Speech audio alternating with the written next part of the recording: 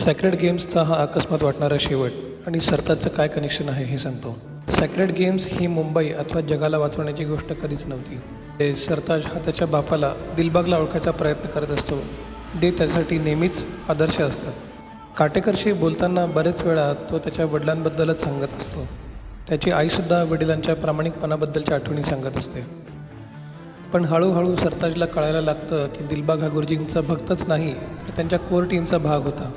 पण किती महत्त्वाचा हे कळायला सिरीजच्या क्लायमॅक्सला पोचावं लागेल, जिथे बॉम्ब डिफ्यूज करण्यासाठी ना त्रिवेदीचा पॅटर्न काम करतो, ना खास शिशा बात्याचा पॅटर्न काम करतो. आणि दिलबागचा पॅटर्न टाकताना न राहून ॲक्सेप्ट कराने की गायतोंडेने त्यालाच का फोन केला. या सॅक्रेड गेम्समध्ये त्याची काय भूमिका आहे आणि दिलबाग नक्की कोण होता. सरताज या निष्कर्षाला पोचणे हाच सॅक्रेड गेम्सचा शेवट. कारण त्यानंतर जग वाचले नाही वाचले तरी त्याला फरक पडत नाही.